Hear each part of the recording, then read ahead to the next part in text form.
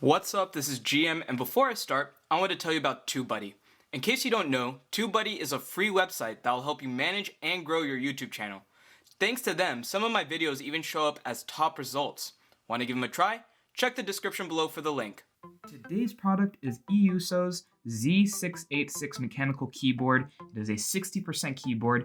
If you've been on my channel before, you know E-YOOSO is one of my favorite budget brands when it comes to mechanical keyboards, even mice, really anything, because they make high quality products at a very budget price.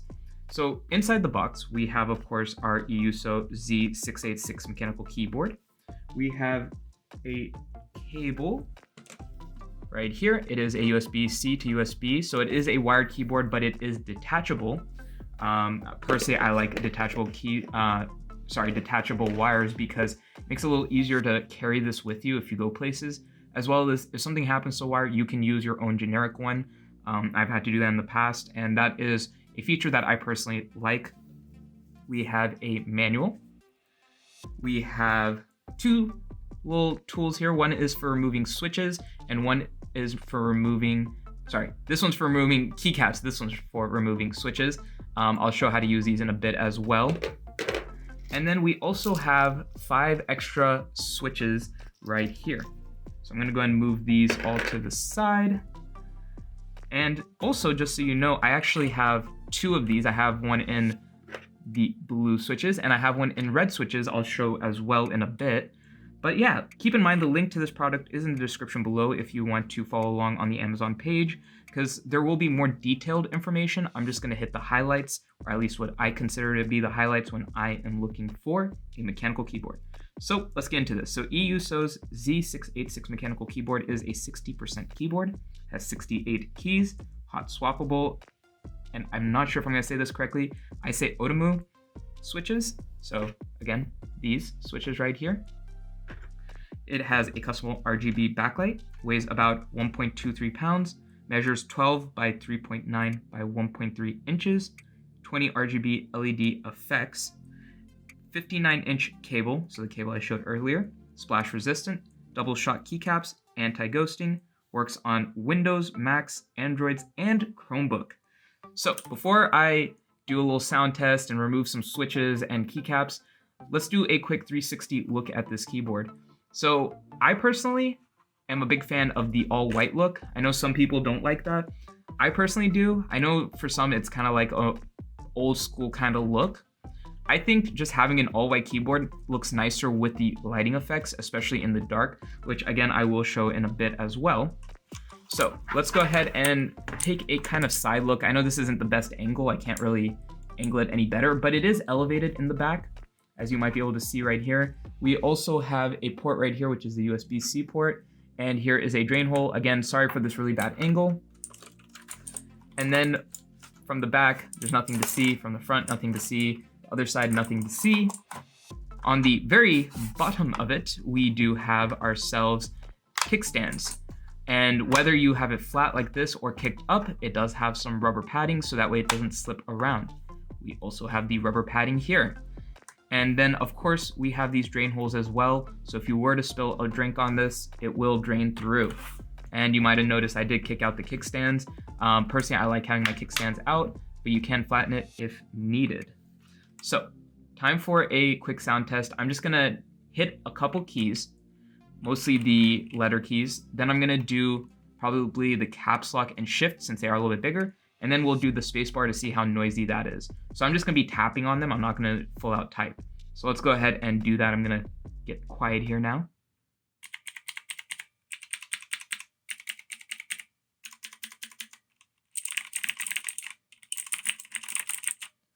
All right, so now I'm gonna go to the shift and caps lock. And now I'm gonna do the spacebar. So first I'm gonna do some light touches just to see how noisy it is, and then full on pressing.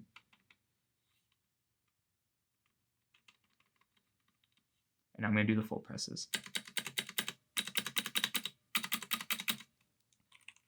So as you can see on the light touches, it's not too noisy. And on the full presses, you get the nice clicky sound that you want from blue switches. And let me go ahead and grab the red switch one. Red switches are actually my second go-to, mostly because I do like having a softer sound sometimes, depending on what I'm doing. For example, if I'm in a meeting or something, I personally prefer to use the lighter sounds if I'm typing. So again, I'm just going to do some soft touches, full presses, starting with the letters, these two, and then the space.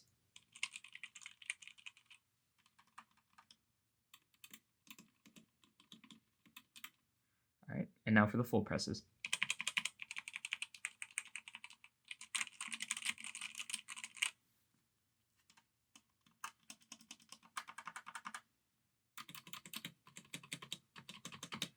So as you can tell, it is a lot more quiet than the blue keycaps that we have over here.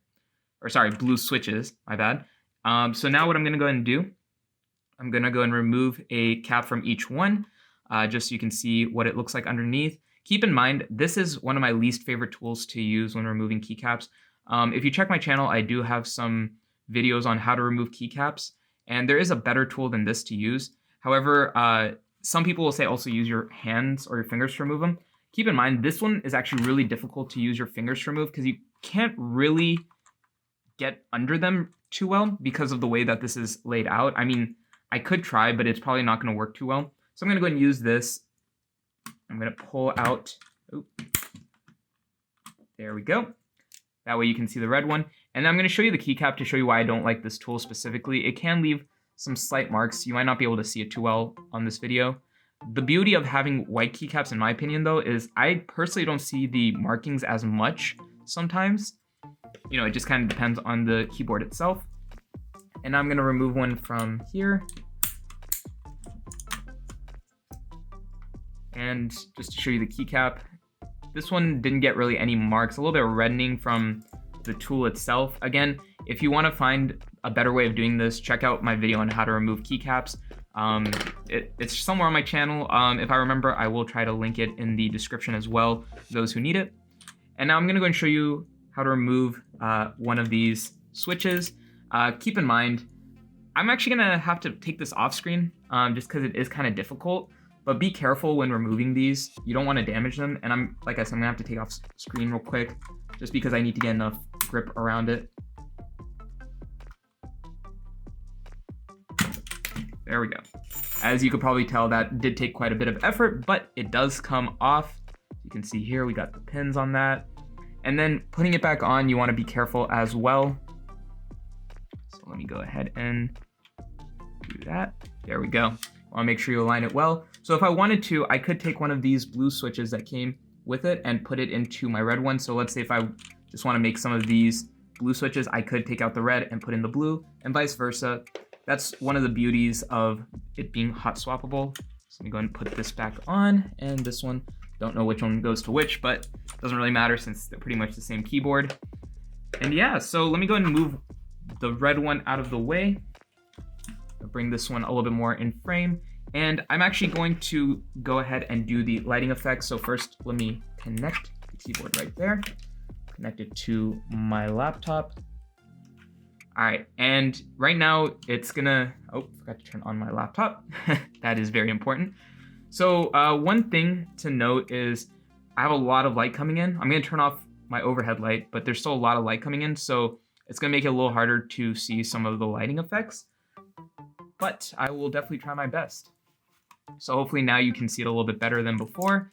And what I'm gonna go ahead and do is I'm just gonna cycle through the color schemes after I go over how you kind of control all that. Mostly because it's easier just to watch the scheme rather than me talking about them. So yeah, so you control everything with the function. You can increase and decrease brightness with the up and down. So there it's gone, and now increase it one at a time. Personally, I like to click it a few more times just to make sure it's maxed. You can reverse the direction of a flow by pressing function and the left arrow. You can't tell it with this effect. I'll show it. In fact, I'll just switch to another one. Can't do it with this one either. So this one might be a little easier to tell. If you see it's kind of circling around like this. So if I press function and the left arrow key, it should reverse the direction now. So from there, we have the function and the, sorry, which one is it? This one, to decrease the speed that it's going around. And I just press a couple times so you can see. that it is maxed out, and then other one to max the speed going around. I'll just decrease it by 2 for the rest of this. And then the function and page down is how you will cycle through. So now I will just cycle through them one by one, just so you can see. Oh, and I forgot to mention, you can do function and right arrow key to change it all to one color. That works for certain modes. Not this one, but once I get to one that will work, I'll stop on it for a sec so you can see that you can switch it all to one color. And yeah, I'm just gonna go through them now one by one.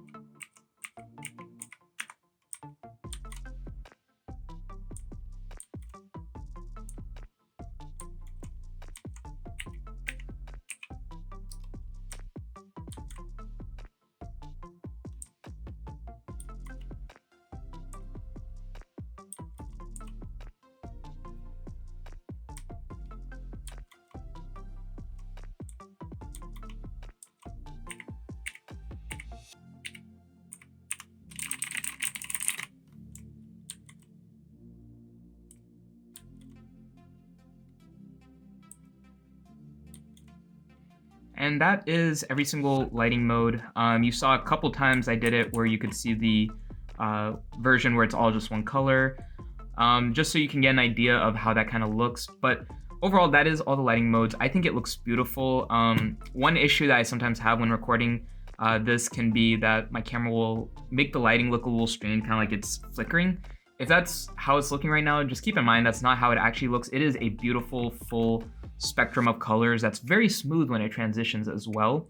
That's something I probably should have mentioned before, but just realized it right now. Overall, I really do love this keyboard.